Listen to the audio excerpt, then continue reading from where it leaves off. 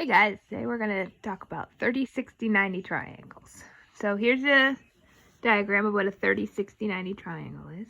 Just any right triangle that has one 30-degree angle and one 60-degree angle. So when you have a triangle like this, the sides are always going to be related in a special way. We're going to go over some formulas so you can find the missing sides of 30, 60, 90 triangles. So instead of using the Pythagorean theorem, we don't have to use that because we're only going to know one side. So if you look at these examples, we only know one side, so we can't use the Pythagorean theorem. But because it's a 30, 60, 90 triangle, we can use these new special relationships instead of the Pythagorean theorem. So we're going to go over the formulas first and look at these 4 examples. So our first, right here we have this one. We know this is hypotenuse because it's across from the 90-degree angle. So that's the hypotenuse. The other 2 are called legs. One of them is always going to be shorter than the other one. And that's going to help us out in our formula. So we're going to label this short leg. And over here we're going to have the long leg. Alright, so if you see here, the short leg is going to be our reference leg. This one's called x. The hypotenuse is 2x. Right, so you're multiplying 2 times the short leg. The long leg is x square root of 3. Right? So we're going to write some formulas over here. So if you want to find the hypotenuse, you're going to use the formula short leg times 2. Right? Hypotenuse is always the short times the 2. If you're trying to find the long leg, what you're going to do is you're going to do the short leg times the square root of 3. Right? Now the short one, since that was our reference leg here, this one's x, there's actually going to be 2 equations you could use for short, depending on which one you have in your problem, right? Like in this example, we'll use a different formula than this one because in this one we have the hypotenuse, but over here we have the long side. So we need 2 different formulas, right? The first one you're going to do is you're going to do the hypotenuse divided by 2, right? So if you know the hypotenuse, you can divide it by 2, that will be your short side. Or if you know the long side, you can do the long side divided by the square root of 3. All right, for this equation, because you're dividing by the square root of 3, in our last lesson we talked about how you're not allowed to divide by square roots or have a square root in the bottom. So for this formula, when you're done, you'll have to rationalize the denominator afterwards. All right, so that whole lesson was just for this formula right here. Those are our formulas. So what we'll do is look at these 4 examples as a little way so you can see how to do these. So in this first example right here, I know this one, what I'm going to do is first I'm going to label it. This is hypotenuse, this is the long side, this is the short side. All right. So looking at it labeled, I know what the short side is. We're looking for the hypotenuse and for the long side. All right. What we do is we look here, we say, all right, I need the hypotenuse. Formula is short divided by 2, or multiplied by 2. So here, to find the hypotenuse, I want to do the short side for square root of 2. I want to multiply that by 2. Okay, that's what our formula said. So do that, do 4 times 2 is 8 square root of 2. That's going to be the answer for y there. Find the long leg, the formula says to do short times square root of 3. So I'm going to do the short side. So 4 square root of 2 times the square root of 3 is what we're going to do here. So because 2 and 3 are both in the square root, I'm going to do 2 times 3 is 6. My answer will be 4 square root of 6 for that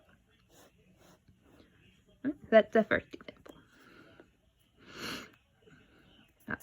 The second example, well, again, I'm going to label all the sides. I've got my hypotenuse, got my short side, and I've got my long side.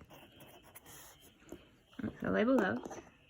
Now I'm going to use my formula. So here I have 7 is the short side. So we're going to kind of do what we did over here on the other one, except a little bit different because it's a 7. So hypotenuse is always short times 2. For this one, we'll do 7 times 2, which is 14. Our answer to that one is 14. For long is always short times the square root of 3. So the short is 7 times the square root of 3. Since one's not inside and 1 is inside, we can't multiply them. So we're just going to have 7 square root of 3 is our answer. Okay. So in these first 2 examples, we were given the short side, right? In the bottom 2 is going to be a little bit different. In our first example, with the bottom here, I've got 20 is going to be my hypotenuse, y is the short, x is going to be the long. Right. So this time I was given the hypotenuse, right?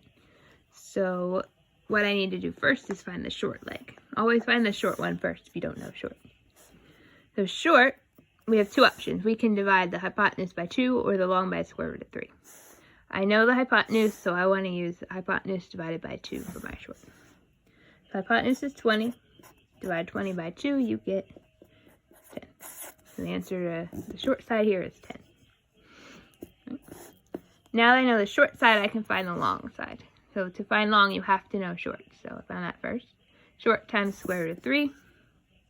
Our short side is 10. So the answer here is 10 square root of 3. Right.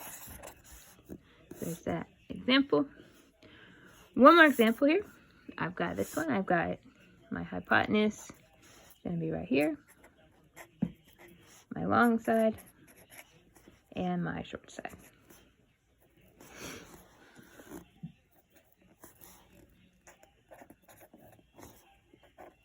Okay. For this one, so again, if you don't know short, always find short first. So short, this time I know the long is 12, so I want to do long divided by square root of 3. For this one, I'll do this work down here.